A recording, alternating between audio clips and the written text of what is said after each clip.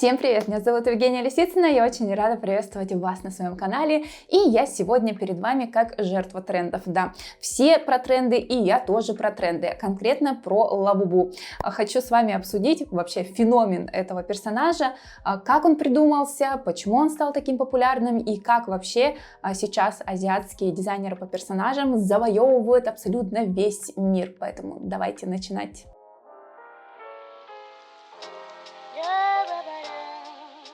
Я думаю, не стоит объяснять, кто такой Лабубу и так далее. Просто коротко скажу, что это виниловая игрушка, которую выпускает такая компания, как PopMart. Мы позже обсудим вообще, что это такое.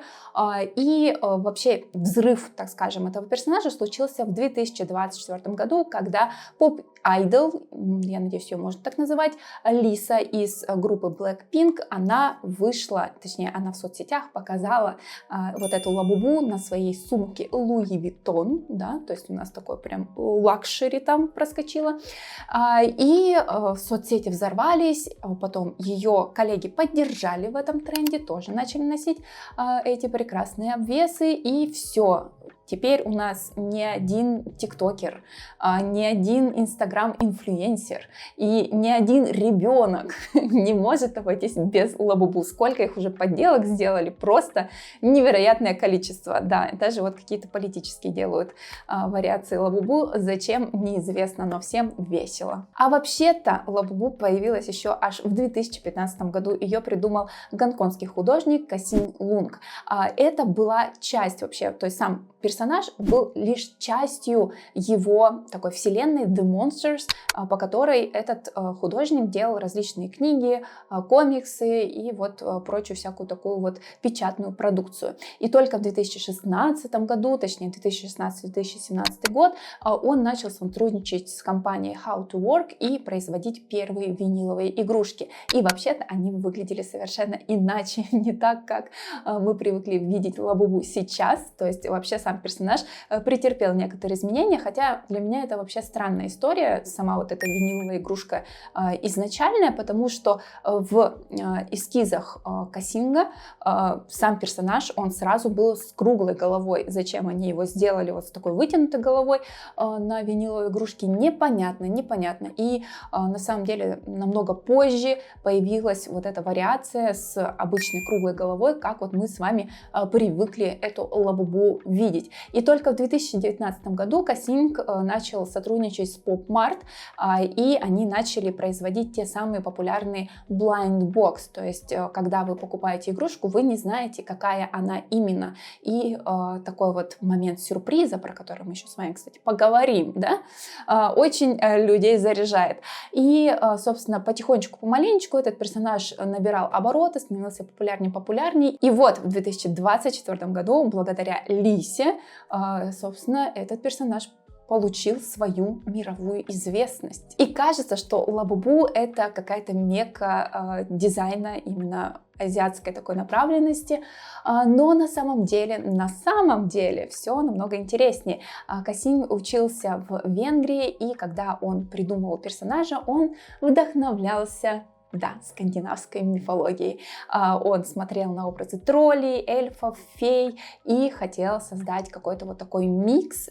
И при этом обратите внимание, что на самом деле все персонажи этого художника сочетают в себе какую-то некоторую криповатость такую, да, и милоту.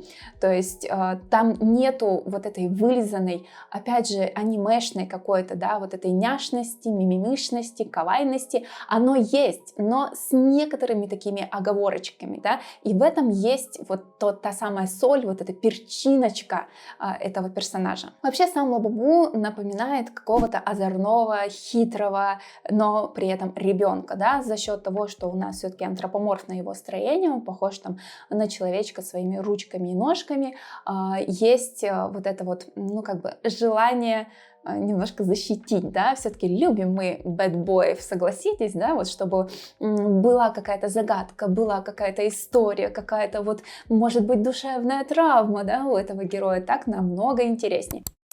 Кстати, если вы тоже хотите научиться создавать интересных, эмоционально заряженных, привлекательных персонажей, то обязательно заглядывайте на мой курс по дизайну персонажей, где мы учимся придумывать героев прям с нуля. Но мы не просто учимся придумывать, естественно, мы с вами разрабатываем конкретные проекты. У нас с вами по программе 2 проекта. Один — это антропоморфное милое животное, собственно, Лабубу, здравствуйте.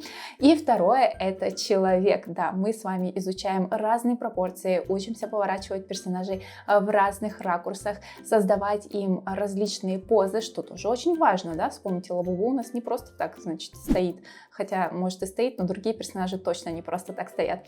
Так вот, мы учимся работать с вами с эмоциями, с разными образами, переодевать персонажа, состаривать, молодить и так далее. В общем, все, что нужно знать про дизайн персонажа, есть в одном единственном курсе. Обязательно заглядывайте на сайт, и будем с вами учиться делать интересных, классных, а возможно, будущих героев поп-марта. Ну и еще, конечно, отдельно хочется сказать про маркетинг поп-марта. Это то, что выпускается какое-то невероятное количество разных серий с одним персонажем, разные коллаборации, даже там с Кока-Колой и так далее. То есть много-много разных вариантов, и каждый человек, по сути, сможет найти себе тот образ Лабубу, который ему откликнется в душе. Ну и отдельно, конечно же, это аксессуары и одежда. Да, вашего Лабубу можно нарядить так, как вам хочется. И тут тоже та самая история про игры в куклы, отсылка к детству, к ностальгии, когда у нас были наши персонажики какие-то, да, какие-то куклы, о которых заботились, наряжали, и, в общем, вот такая вот вся история. В общем, на самом деле Лабубу нам давит сразу на несколько болевых точек. Это его образ, который интригует, который не такой простой, как остальные игрушки, как остальные персонажи, которые уже немножко приелись.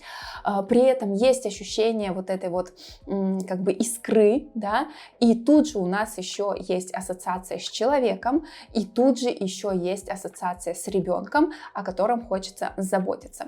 Я говорю про блайндбоксы, еще отдельная будет тема, друзья мои, это вообще, оказывается, не так все просто. Так вот, кстати, да, просто придумывать какого-то милого персонажа — это еще не все. Мы помним, что Лабубу придумали аж в 2015 году, и что-то тогда он не взлетел.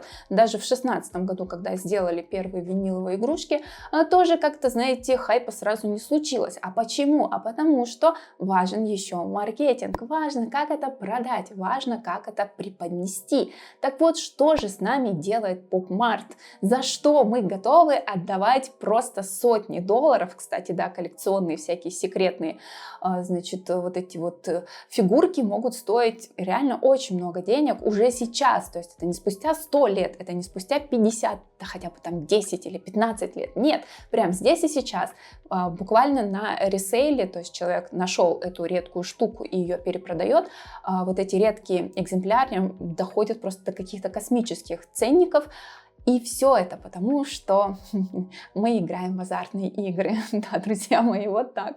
Но немножко давайте поговорим про то, как вообще поп-март организовался. Вообще, поп-март — это пекинская компания, она была организована в 2010 году, и они сразу, не сразу, они сначала занимались канцелярскими товарами, продавали то сё туда-сюда, но потом основатель этой компании, я, честно, не помню, как его зовут, напишу здесь, он решил сконцентрировать свое внимание на производстве коллекционных игрушек и обратился, собственно говоря, обратил свой взор предпринимательский на азиатских дизайнеров по персонажам. А там было на что обратить внимание, если вы меня понимаете, да? И так началась вот эта история про производство коллекционных виниловых игрушек. И сейчас у этой компании более 400 магазинов по всему миру. Это не считая, собственно, автоматов, в которых можно покупать вот эти вот игрушки, да, вот такие вот. Такие автоматы очень распространены в Азии, кстати, в Таиланде они тоже есть, но я, правда, еще ни одного не видела. Так вот, друзья мои, эти магазины сейчас просто выносят, естественно, в поисках этих лабубу. В Америке нужно выстраиваться в очереди, там, чтобы купить какую-то там серию, чтобы у тебя было все 6 штук, вот серия выходит, да, в серии 6, например, вариантов этого персонажа. Чтобы купить всю серию, это надо еще постараться найти, понимаете, чтобы вам всю серию продали, а так придется покупать по отдельности эти боксы, и в них, естественно, могут быть повторения. То есть, если покупать сразу вот эти все 6 штук, то там вроде как повторений должно быть. Ну, в общем, такая проблема, представляете, такая проблема. Так в чем же соль? Почему хотят покупать эти игрушки? Почему за ними бегают? Почему такой хайп вокруг этого всего? А все дело в просто невероятной маркетинговой стратегии, ну или бизнес-стратегии. А именно, друзья мои, мы берем с вами классного, запоминающегося, интересного и вызывающего эмоции персонажа. Упаковываем его в непроницаемую упаковочку, создаем интригу, накручиваем это все вокруг, да? Еще больше создаем интригу, добавляя туда какие-нибудь специальные, да, секретные варианты. Все, внутренний ребенок 30-летнего миллениала просто в восторге уже от всей этой истории. И, естественно, мы создаем дефицит для того, чтобы нужно было приложить усилия, чтобы это найти. И на самом деле на этом эффекте сюрприза, особенно у детей, нас, меня, очень отлично играли другие производители детских товаров. Например, я в детстве тряслась буквально, пока разламывала этот киндер-сюрприз в ожидании того, что же там будет внутри. Будет ли там красивая фигурка или какая-нибудь чепухня, которую нужно собирать, вот эта вот никому не нужная пластмассовая дрянь. Вот. В Америке ребята сходили с ума, ища какие-нибудь там сюрпризы и там редкие игрушки в сухих завтраках или в поисках какой-нибудь там лимитированной коллекции Happy Meal, понимаете, о чем я, да? Нам эта история знакома с детства, ну и, конечно, эффект сюрприза — это просто выброс всех возможных гормонов радости в одном месте, вот это предвкушение, понимаете, да, то есть это очень жестко работает вообще на нашу психику. И еще очень важный момент, что PopMart не ориентируется на детей, они не производят детские игрушки, они ориентированы на ностальгирующую, взрослую, платежеспособную аудиторию. То есть это просто вообще выстрел в десяточку, да. И сейчас идет некоторый такой тренд в любой экономический кризис, когда он происходит в мире, случается эффект помады. Что это значит? Это значит, что когда нет денег покупать какие-то действительно большие, важные, ну, условно важные, ну, они реально важные вещи, такие как дома, машины, дорогое образование, там, путешествия, например, да, тоже для многих сейчас становится неподъемной историей. Хочется как-то себя порадовать. А как ты себя порадуешь? Конечно, купишь какую-нибудь штучку, да, какую-нибудь помаду. Да? Это как бы давно известная история про то, что там в кризис, по-моему, 20-х взлетел вообще спрос на женские помады, потому что, ну, хотелось себя как-то порадовать. И сейчас происходит вся та же история. Единственное, что у нас теперь чуть побольше денег, чем на помаду, хотя и помады, понимаете, тоже у нас разной стоимости, так скажем, да. И вот эта игра на эмоцию, на ностальгию, по детству, вот эти игрушечки, которые можно одевать, коллекционировать, собирать, хвастаться. Плюс еще это стало предметом роскоши, да, не забываем про селебрити, которых мы смотрим, за которыми тоже хочется немножко даже повторять. Вот у Лисы есть лабубу, и вот у меня, кстати, нету лабубу, ну, в общем, да, вы меня понимаете. И вот, собственно, вот так мы и подсаживаемся на всю эту историю, то есть все вместе, вот это время, стратегия, сам персонаж, конечно, тоже играет роль, да, то есть он должен вызывать эмоции. Это все складывает вот такую очень полезную и очень классную картину для PopMart. И вот, кстати, сам Ван Нинг, это, кстати, я нашла тут имя основателя PopMart, в интервью говорил следующее: люди не хотят просто купить вещь, они хотят эмоцию, образ, мир. Собственно, это он и реализует в своих проектах. И еще один момент, я говорила о том, что это похоже на азартные игры. Вот эти блайндбоксы, они действительно похожи на азартные игры.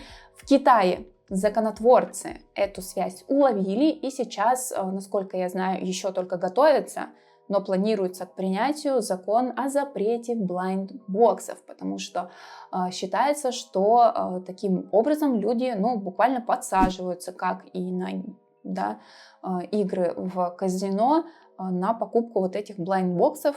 Опять же, момент азарта, сюрприза и так далее. Кстати, напишите, согласны вы или нет, стоит ли запрещать блайндбоксы, или это все-таки прикольное, интересное развлечение, от которого не хочется отказаться. Но я была бы не я, если бы я остановилась только на Лабубу. Нет, ни в коем случае. Естественно, я полезла копать дальше, тем более, что я живу в Азии, я вижу этих персонажей везде и всюду, и мне всегда было интересно, почему они такие популярные здесь. И на самом деле самым кассовым первым проектом PopMart был не Лабубу, а такая фигурка, как Молли, персонаж Молли. Ее придумал тоже гонконгский художник Кенни Вонг. Ее создал, эту Молли. Вот, и, собственно, с этой серии компания PopMart начала бурный рост и вышла на IPO. Если вы знаете, вы знаете. И давайте поговорим про этого прекрасного художника, потому что у него есть некоторые интересные факты в биографии. Он, кстати, тоже из Гонконга. Гонконг у нас мекка вообще производителей классных персонажей, которые у нас теперь есть в PopMart. И он начинал карьеру как аниматор, как дизайнер по персонажам, а сейчас он занимается, собственно говоря, тем, что делает персонажей для вот таких виниловых игрушек. И, кстати, вот фан-факт. Помните, я говорила, что первые виниловые игрушки Лабубу были выпущены в компании How to Work. Так вот, собственно, Кенни Вонг и был владельцем этой компании, да, и он тоже хотел производить свои вот эти виниловые игрушки, но что-то пошло не так, и потом он заключил контракт с PopMart. Ну и немножко давайте поговорим про саму вот эту Молли. Это такой уже более кавайный персонаж, более такой анимешный, так скажем, да, классический анимешный персонаж. Это девушка вот с такими большими глазами, с маленькими губками, и, конечно же, мы здесь видим с вами отсылки к старой анимации, к эстетике 1960-х. Собственно, Кенни вообще не скрывает, что вдохновлялся этой эстетикой, и сказал, что его вообще вдохновили его дети на то, чтобы сделать этого персонажа. Персонаж у нас немножко капризный, но самое, наверное, классное в этом персонаже то, что ее вот эта основа дает возможности для бесконечного просто переделывания, да, то есть вышло невероятное огромное количество коллабораций с этой Молли, и она стала, как я уже сказала, очень популярной в Азии, и до сих пор она на самом деле очень популярна. В общем, айконик, так скажем, персонаж здесь. Вот, кстати, из прикольных коллабораций это Молли и Hello Kitty, Молли и Disney и Молли и Vogue. Кстати, PopMart выпускали коллаборации даже напрямую с Disney. Я видела эти фигурки принцесс в PopMart.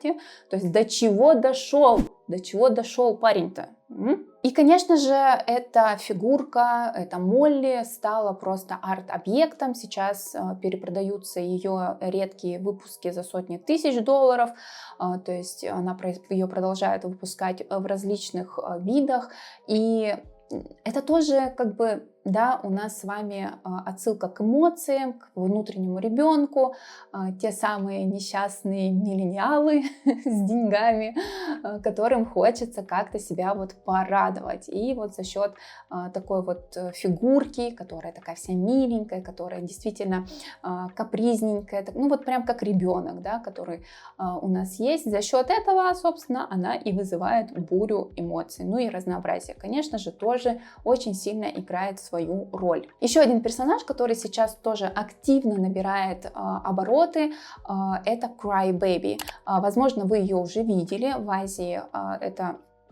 этот персонаж очень популярен. Я даже видела в Бангкоке на выставке, точнее в арт-пространстве, стояла огромная скульптура этой Cry-Baby. Тогда я ее фотографировала и даже не знала, с какой знаменитостью я стою рядом. И опять же, на что здесь упор? Это у нас милый персонаж. И тут, кстати, тоже сложно понять, мальчик это или девочка. Я всегда думала, что это девочка. Кто-то говорит, что это мальчик. Можете мне написать, кстати, кого вы здесь видите. И тут есть очень характерный момент. Вот у этой куклы это слезы. Недаром, да, это Cry Baby.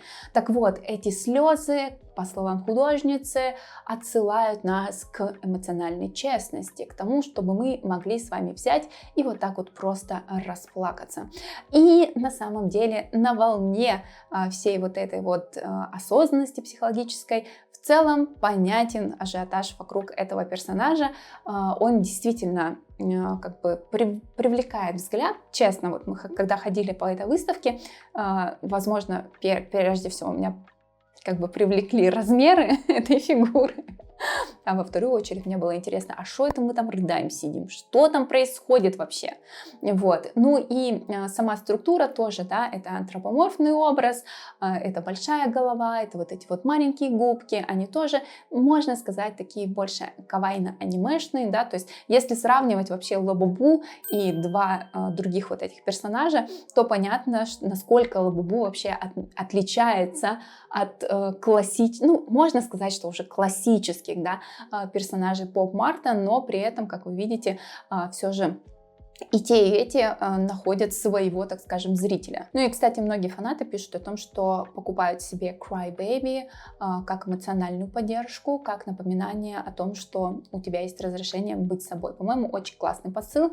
Ну и в конце, друзья мои, что мне хочется сказать в конце? Почему же такой вообще бум и как вообще у нас происходит вот эта вот популяризация персонажей. Как я уже сказала, у нас тут есть несколько факторов, то есть сам персонаж сам по себе, да, то есть в нем есть смысл, в нем есть какая-то философия, есть какой-то посыл, и мы этот посыл видим.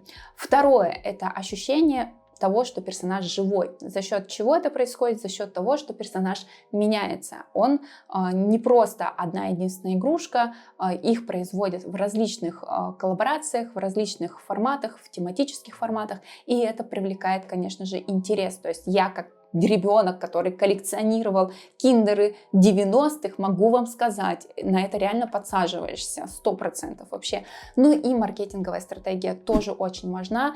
Вот этот эффект блайндбокса, эффект сюрприза, момент коллекционирования.